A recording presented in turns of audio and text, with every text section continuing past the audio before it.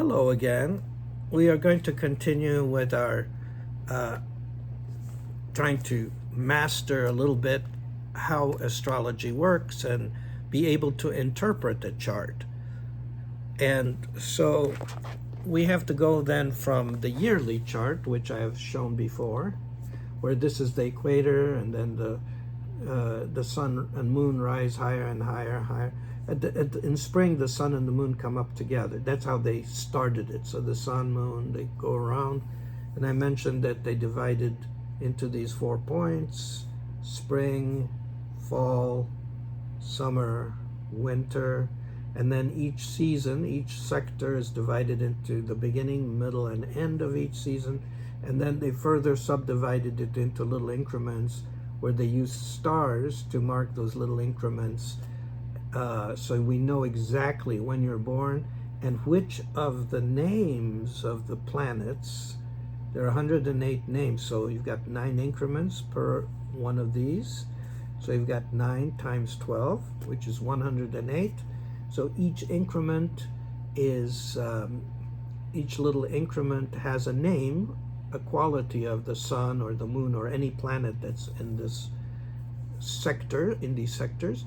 And so you have the 108 names of sun, moon, Venus, Jupiter, Mars, and so on, Mercury, Rahu, Ketu, so on. And so you just have to then pick the name that corresponds to where your planet is in this circle, and you get the exact quality that you yourself embody in that planet. So Venus is your quality of your feelings, your heart, and so on. We'll get into that more. But the sun is your soul, your purpose, your higher self. Moon is your emotions. Mars is your action, your outer energy. Mercury is your intellect and how you express, you communicate. And Jupiter is your understanding about things, your wisdom. And Venus is, as I said, your love and relationships, your heart, the tender qualities of your aesthetics. Saturn is your ability to crystallize and be dedicated and focused and do the right thing and be hardworking. And then Rahu is the expansion of consciousness. It's a vortex that takes you outward to expand and experience everything. Ultimately, you embrace everything in what we call Brahman, the totality of the universe, the consciousness that is the basis of everything, that's omnipresent. So that Rahu takes you to that expansion, ultimate expansion, outwardly. Ketu, on the other hand, is a vortex that spins inward and takes you to the point of being. So you discover the same reality by going very deep into things. And then we have the other outer planets. It was fairly recent period that I communicated with them and I got to understand them better. There are many planets, but at least I've expanded to some of them, additional planets, including Mother Earth. So when I do a reading for somebody, I ask those planets to bless the person and go deep and experience. We both experience those planets for ourselves. So the outer planets are Pluto, which represents that quality of, it's called Yamagraha by Rishi Vasishta, the great sage. Yamagraha is all about responsibility, focus. It's kind of like responsible, mature, alert awareness. And then you've got Neptune, called Varuna Graha by Rishi Vasishta. This is from palm leaves. They were revealed by a great Jyotishi called Narendra Desai from India. He found the palm leaves with the names. So so you have Varuna Graha. Varuna Graha, my experience of it is it's kind of a more aerial. It's like a gas, like vapor, and it has lightness. It gives you that feeling of lightness and expansion and kind of that delightful feeling like you're going to the beach. Anyway, then you have Uranus. Uranus is associated with, it's kind of like your uncle who's a handyman. It has structure. It's actually more than just a handyman. It's really someone who knows, capable, who's able to create structure. And so Uranus gives you that ability. It has more electric properties by nature, by the way, if you look up the solar system, it's electric energies, you know. But it's a very useful to us because it blesses us with the ability to organize and kind of be practical with structure. Then you have the planet, who else do we have? So we've got Uranus, Pluto, Neptune, and then we have Mother Earth, of course. Mother Earth is our dear mother. Our bodies come from there. Our minerals, the water in our body, everything comes from there. She's not just inert lava and a little bit of crust. She's got a consciousness that's much more ancient than we are. And she is very tolerant. We have done a lot of pollution on this planet. We need to clean up things. We need to clean up our act, as we say, as humanity. And Mother Earth is very kind and sees each of us as her children. And I'm not talking theoretically here. I'm talking from my own direct experience of communicating with the Deva, or the consciousness of Mother Earth. So one of the nice things is if you can commune directly with these different aspects of intelligence, there can be great blessings. So, for example, if you commune with Mercury embodied is called Buddha. Mercury represents the epitome of intelligence, of intellect. So if you want to improve your intellect, you improve your learning ability, improve your ability to express, and so on, then you commune with Mercury. The sun is this great ancient being that sustains us all. So he represents the core of our being, our soul. And because of that, he can give us the power to assert ourselves, to set goals, to be healthy and strong. He represents the heart, the core, the bones. So we can improve all these levels that the sun represents by communing with the sun. He's the epitome of that. The moon represents our mind, our emotions, our feelings, and it represents also the liquids in our body, our thinking, how we prioritize. It also represents the lungs. And so when we commune with the moon, we can strengthen all those areas, our lymph system, our lungs, and our emotions and thinking. And of course, it represents our mother, just like sun represents father, kind of the father of the solar system, mother of of our life. Then Mars represents our action, our energy. It represents also the bone marrow, the muscles, the ability to generate focused energy. And so if we commune with Mars, we improve all of that vitality in our body. It's also our red blood cells. Mercury represents our, as I mentioned, our communication, our ability, our intellect, but it also represents our nervous system, our skin. So if you want to strengthen your skin, improve your skin condition, improve the strength of your brain and nervous system, you can communicate with Mercury, Buddha. So sun is called Surya, the radiance of light. Chandra means you gather that light and you re-radiate it. Chandra. These are cognitions I've had about each Vedic name, the exact name of each planet as cognized.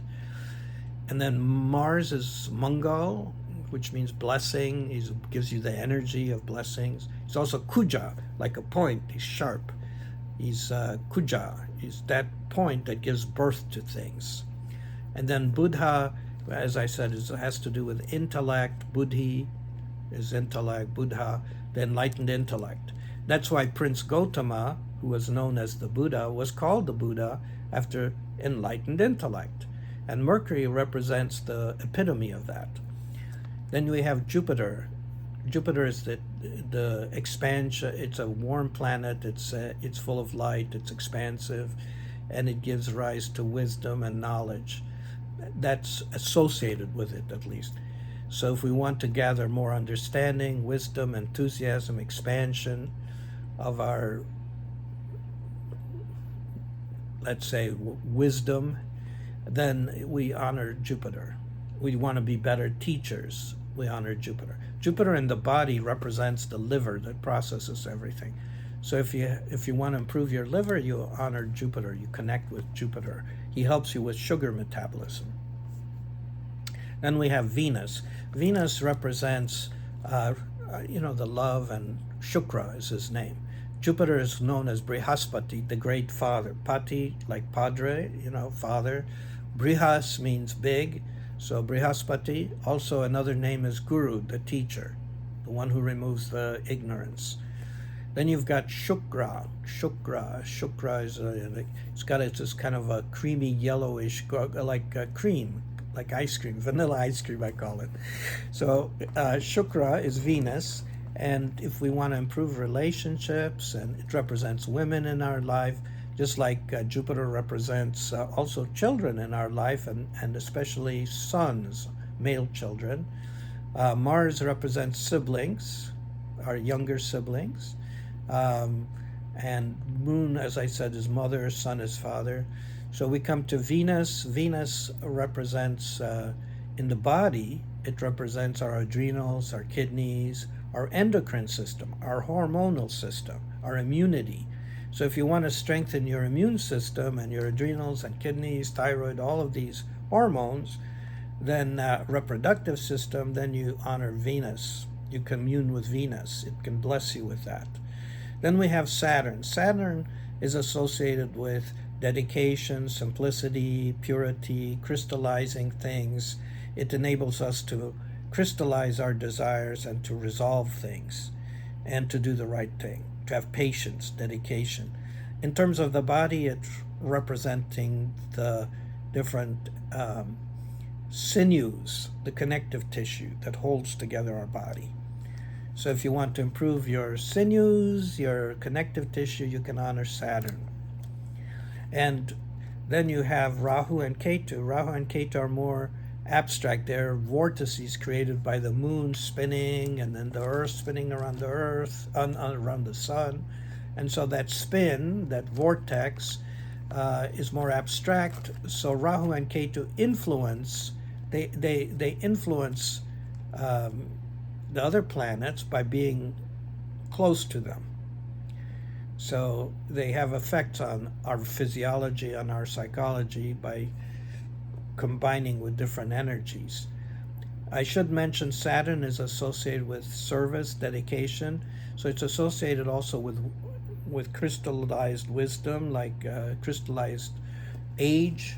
So older people are associated with Saturn. Take good care of your elderly parents or elderly people, and you'll find that it improves your Saturn connection. Also, the Rahu and Ketu are associated with grandparents on the mother's and the father's side. So it's kind of a general picture of it. So each planet can give you a blessing if you appreciate it. And then the other planets, the outer planets, these are, I haven't, see, a lot of texts have been burned. Every civilization, when we had all these libraries in India, they were repeatedly destroyed. This is the case with any culture. People come in, they don't understand, so they burn everything and replace it. So we're missing texts. So we could maybe know, somewhere maybe there's a text about, let's say, Pluto, about Uranus, about Neptune, and so on. We do have their names from a palm leaf that Mr. or Dr. Narendra Desai found, but we don't know, so we have to go by our experience. And so this is as far as I've come. I will probably, as I get to know the planets better in consciousness, I'll know more maybe about some of these other qualities, what relationships. But I think of Uranus as your like a good uncle, and I think of Pluto as the wise person that looks over you, that keeps you responsible. And I look at Neptune as this light-hearted being that helps keep your helps uplift you, so you feel like a kid again, like you're going to the first time you're going to the beach, and there's the fresh air and the sky, and you feel happy. And of course, Mother Earth is our mother, like our mother, very sweet. So these are about the planets. I hadn't planned to talk so much about the planets, but I guess I'll leave the next video to be about looking at how the personal astrology chart was set up, and the different houses of astrology, what they mean, these different sectors within a personal chart. So I look forward to discussing this with you on the next video. So have a wonderful day or evening, and we'll talk soon.